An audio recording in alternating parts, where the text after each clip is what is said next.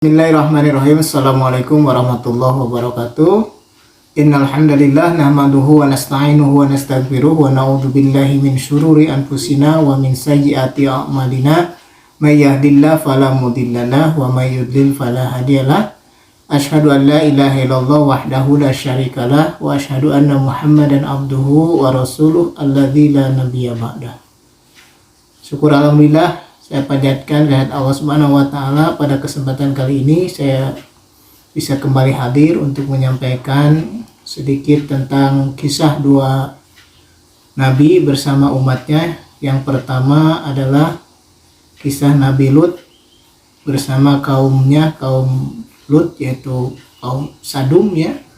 Yang kedua kisah Nabi Syuaib bersama kaumnya, yaitu kaum Madyan atau Ashabul Aikah.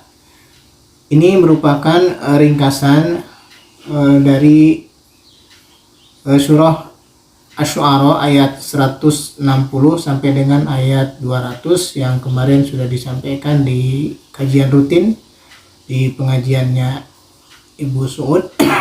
Ini saya buat sendiri khusus untuk ibu-ibu yang tidak bisa hadir karena berbagai udzur ya, ada yang sakit, mengurus orang tua dan sebagainya, sehingga tidak bisa mengikuti kajiannya, sehingga saya sengaja membuat video ini agar tidak ketinggalan materinya ya. Kemarin Asy-Syu'ara ayat 160 sampai ayat 200. Yang pertama adalah kisah Nabi Lut bersama kaumnya. Nabi Lut itu sendiri adalah aslinya orang Babilonia gitu ya.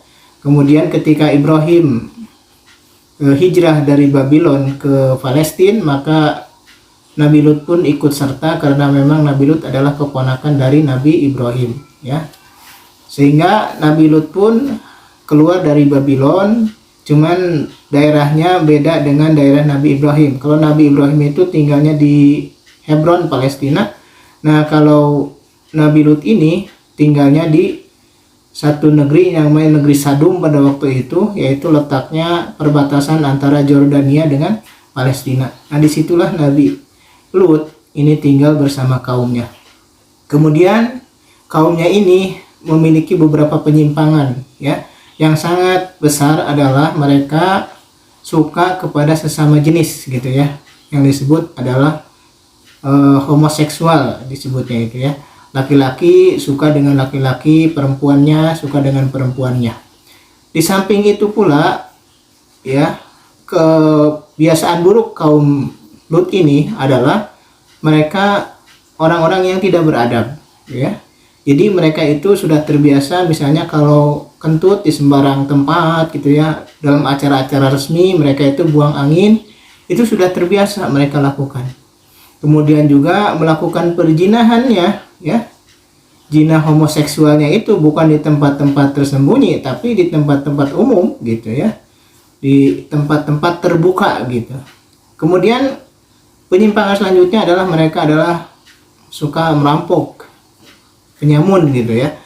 Sehingga lengkaplah perbuatan yang apa itu yang berdosa besar gitu ya, yang dilakukan oleh kaum Lut ini. Sehingga oleh Allah dibinasakanlah kaum Lut ini ya di negeri Sadum itu ya, sehingga sekarang terkenal dengan Bahrul Mayit atau Laut Mati. Nah, di tempat itulah kaum Lut dulu tinggal di daerah negeri itu. Dulu namanya itu negeri Sadum ya. Itu berada wilayah perbatasan antara Jordania dan Palestina ya. Dengan cara bagaimana Allah membinasakannya, yaitu dengan cara malaikat Jibril ya menancapkan sayapnya di tanah negeri Sadum, kemudian diangkat itu negeri Sadum ke atas ya. Setelah sampai di atas, kemudian dihujani oleh batu sijil ya. Jadi sijil itu ya semacam batu yang terbuat dari tanah liat yang dibakar gitu ya. Sehingga ketika menimpa ke tubuh-tubuh mereka itu sama seperti ketika Raja Abrohah dulu bersama pasukannya yang akan menghancurkan Ka'bah gitu ya, dihujani sijil itu sama. Batu yang telah dibakar dalam neraka gitu ya. Dihujani sampai ke bolong-bolong, kalau tertimpa ke tubuh manusia itu bolong gitu ya. seperti halnya daun yang dimakan ulat gitu, bolong-bolong. Nah, setelah dihujani oleh batu itu, kemudian dijungkir balikan tanahnya, kemudian dihempaskan ke bawah, kemudian timbullah cekungan sehingga membentuklah laut sekarang itu. Itu caranya Allah membinasakan kaum Lut atau orang-orang yang berada di negeri Sadum itu. Kemudian Allah menyelamatkan Nabi Lut bersama orang-orang yang beriman bersamanya. Nabi Lut pergi ke tempatnya Nabi Ibrahim, yaitu di Palestina. Nah, sekarang kisah yang kedua, yaitu kisah Nabi Syuaib bersama kaumnya, kaum Madian, atau disebut dengan Ashabul Aikah. Aikah ini adalah nama sebuah pohon. Jadi di Madian itu ada sebuah pohon, ya, ada sebuah pohon besar namanya Al-Aikah. Nah, pohon ini oleh orang-orang Madian ini, kaumnya Nabi Syuaib ini, suka disembah. Maka para penyembah pohon itu disebut Ashabul Aikah, para penyembah pohon gitu. Para penyembah pohon Aikah namanya.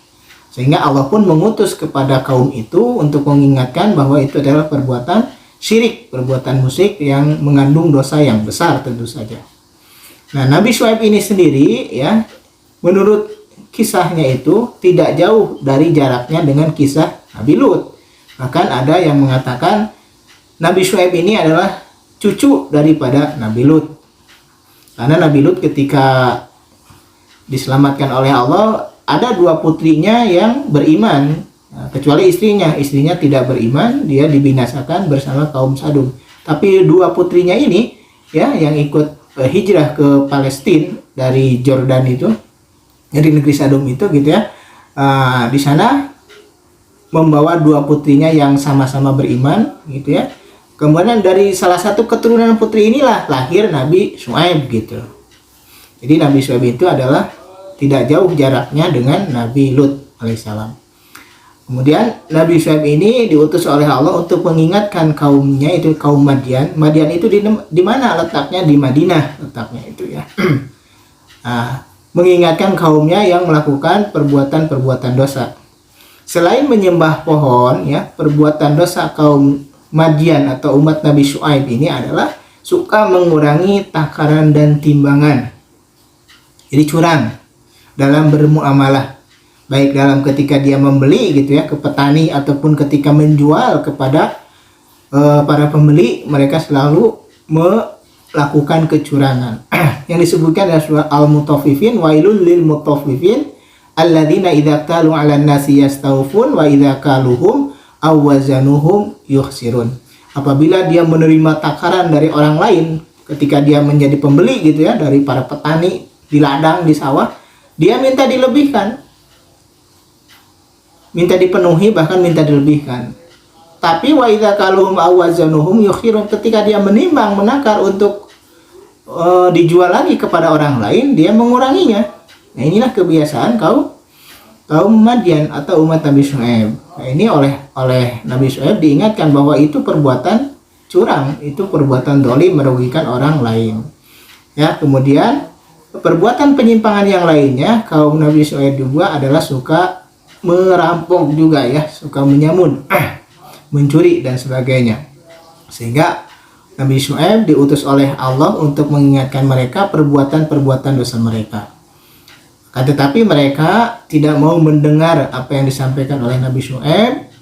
Bahkan mereka mengancam atau mengatakan kepada Nabi Syuaib bahwasanya engkau sudah terkena sihir, katanya begitu ya di dalam ayat itu. Sehingga oleh Allah pun kaum Madian ini dibinasakan, dikirim 6 bencana ya yang berturut-turut. Yang pertama, Allah menghentikan angin selama 6 hari. Selama 7 hari, Allah menghentikan angin selama 7 hari kepada kaum Nabi Syuaib atau kaum Madian ini.